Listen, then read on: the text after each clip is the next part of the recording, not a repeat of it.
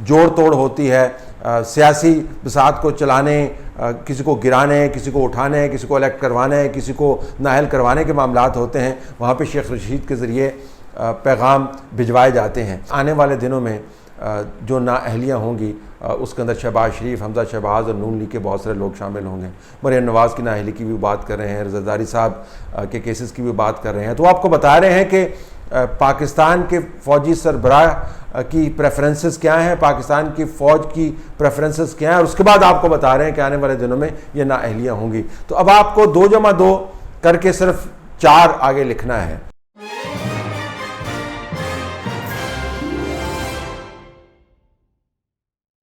شیخ رشید نے اپنی تمام تر لمیٹیشنز کے باوجود زندگی میں جتنی بھی سیاسی ترقی کی ہے، وہ ترقی آج کل ان کی اہمیت کے سامنے ماند پڑتی ہوئی نظر آتی ہے۔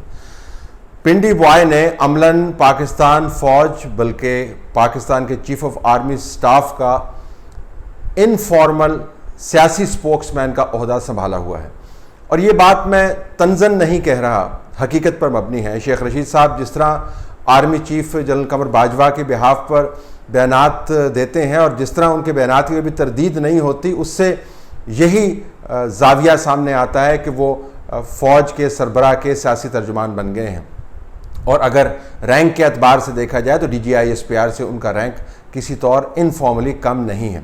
آج انہوں نے ایک پریس کانفرنس کی، لیکن اس سے پہلے انہوں نے کل ایک انٹرویو دیا جس میں وہ ایسے موضوعات کے اوپر بات کر رہے ہیں جو کسی عام شخص کے لیے بہت بڑا مسئلہ کھڑا کر سکتے ہیں۔ یہ تمام موضوعات جس میں فوج کے سیاسی کردار کے اوپر بات چیت، آرمی چیف کی ذاتی ترجیحات کے اوپر بات چیت، اور پاکستان کے اندر سیاسی نظام کو چلانے یا نہ چلانے کے بارے میں جو تجزیے ہیں وہ عام لوگ تو کیا خاص لوگ بھی نہیں کر سکتے، لیکن شیخ رشید کے لیے اس کے دروازے کھلے ہوئے ہیں۔ آپ کے سامنے جب ہم یہ ساؤنڈز پلے کریں گے تو آپ کو سمجھ آ جائے گی کہ میں یہ بات کیوں کہہ رہا ہوں، اور یہ بیانات تواتر سے دے رہے ہیں۔ پہلا موضوع یہ تھا کہ عمران خان وزیر اعظم پاکستان اور chief army staff general Qamar Bajwa کے آپس میں تعلقات کیسے ہیں، دوستی کیسی ہے؟ شیخ صاحب کتنا قریبی تعلق ہے عمران خان کا اور جنرل باجوہ کا؟ بہت زیادہ۔ میرا خیال ہے کہ میں نے اپنی سیاسی زندگی میں باجوہ نہ کہیں، پورا ادارہ ہی کہیں آپ۔ شیخ رشید صاحب نے اپنے آپ کو یہاں تک ہی محدود نہیں کیا، اور اس کے بعد بات کو بڑھا کر وہ تمام کے تمام ادارے کے اوپر لے گئے اور کہا کہ تمام کا تمام کمانڈ اینڈ کنٹرول سسٹم کس طریقے سے وزیر اعظم عمران خان کو سپورٹ کر رہا ہے۔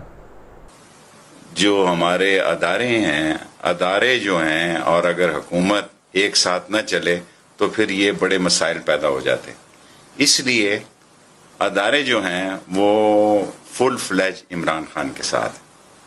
اور انہوں نے یہ بھی بتایا کہ یہ کمانڈ اینڈ کنٹرول سسٹم صرف وزیر اعظم پاکستان کو سپورٹ نہیں کر رہا ہے، بلکہ ان کے ارد گرد دائیں بائیں آگے پیچھے ہر جگہ سے ان کو تحفظ بھی فراہم کر رہا ہے۔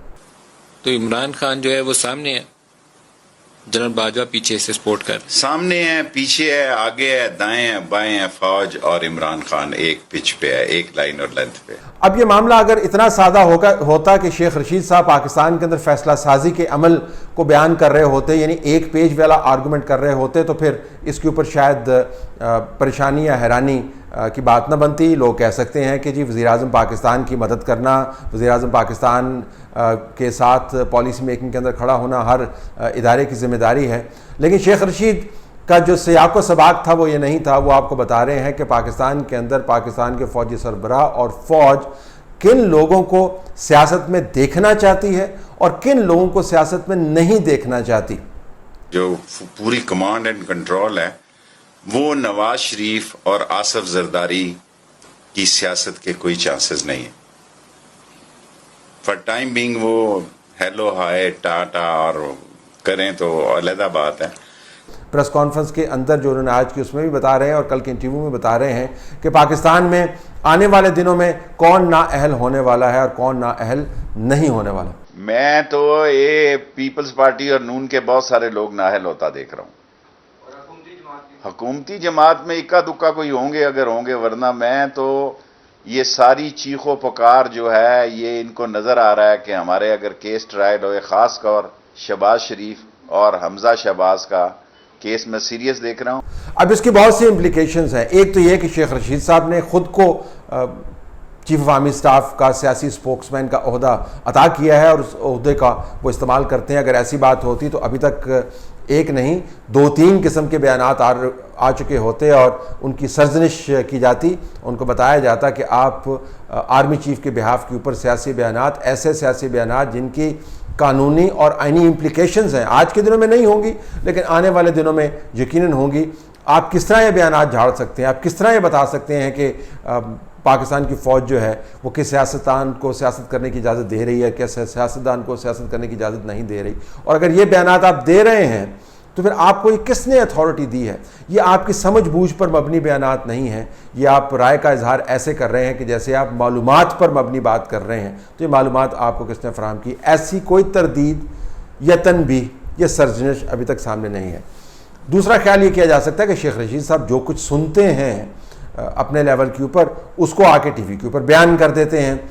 اس کے اوپر بھی ظاہر ہے کہیں نہ کہیں سے تو رد عمل آنا چاہیے. وہ اتنی بڑی بڑی باتیں جس کے اندر آئین کی بنیادی شقوں کی پامالی ہو رہی ہے, جس کے اندر قانون کی دھجیاں بکھیری جا رہی ہیں, جس کے اندر موجودہ جمہوریت جو بھی اس کی شکل رہ گئی ہے اس کی جو رہی سہی ساکھ ہے مکمل طور پر پبلک کے سامنے لا کے وہ کھڑا کر رہے ہیں. تو یہ اپنی سمجھ بوجھ کے حوالے سے اداروں کے اوپر ایسے کیسے بات کر سکتے ہیں؟ تو سرزنش اور تنبیہ اس کے اوپر بھی نہیں ہوئی. تو یہ بھی عین ممکن ہے کہ شیخ رشید صاحب جو باتیں سنتے ہیں ان باتوں کو آ کے ٹی وی پر بیان کرتے ہیں. تیسری ایک تشریح یہ بھی ہو سکتی ہے کہ ان کو غیر رسمی اسپوکس مین کے طور پر استعمال کیا جاتا ہے. جو باتیں رسمی اسپوکس مین نہیں کہتے کیونکہ انہوں نے ایک ادارے کو ریپرزینٹ کرنا ہوتا ہے پروفیشنل انداز سے, وہ جنرل افتخار بابر صاحب کرتے ہیں. اور جہاں پر گمبھیر سیاسی معاملات ہوتے ہیں, جوڑ توڑ ہوتی ہے, سیاسی بساط کو چلانے, کسی کو گرانے, کسی کو اٹھانے, کسی کو الیکٹ کروانے, کسی کو نااہل کروانے کے معاملات ہوتے ہیں, وہاں پہ شیخ رشید کے ذریعے پیغام بھجوائے جاتے ہیں. یہ تشریح بھی گراؤنڈ ہولڈ کرے گی اگر شیخ رشید اس قسم کے بیانات دیتے رہے. اور اب تو انہوں نے واضح انداز سے کہنا شروع کر دیا ہے کہ آنے والے دنوں میں جو نااہلیاں ہوں گی اس کے اندر شہباز شریف, حمزہ شہباز اور نون لیگ کے بہت سارے لوگ شامل ہوں گے. مریم نواز کی نااہلی کی بھی بات کر رہے ہیں, زرداری صاحب کے کیسز کی بھی بات کر رہے ہیں. تو آپ کو بتا رہے ہیں کہ پاکستان کے فوجی سربراہ کی پریفرنسز کیا ہیں, پاکستان کی فوج کی پریفرنسز کیا ہیں, اور اس کے بعد آپ کو بتا رہے ہیں کہ آنے والے دنوں میں یہ نااہلیاں ہوں گی. تو اب آپ کو 2+2 کر کے صرف 4 آگے لکھنا ہے. شیخ رشید صاحب نے تو خود بھی 4 لکھ دیا ہے, لیکن اگر آپ کو شیخ رشید صاحب کے تجزیے کے نتائج سے اختلاف ہو تو آپ اپنی جمع تفریق خود کر سکتے ہیں. مجھے اس پہ بہت حیرانی ہوتی ہے کہ ایسے بیانات اتنے تواتر کے ساتھ شیخ رشید صاحب کیسے دے دیتے ہیں اور کس طریقے سے ان کے بیانات پھر سچ بھی ثابت ہو جاتے ہیں. یہ بھی بڑی حیرانی کی بات ہے. پاکستان میں یہ بحث بہت عرصے سے جاری ہے کہ فوج کا سیاسی کردار کیا ہے.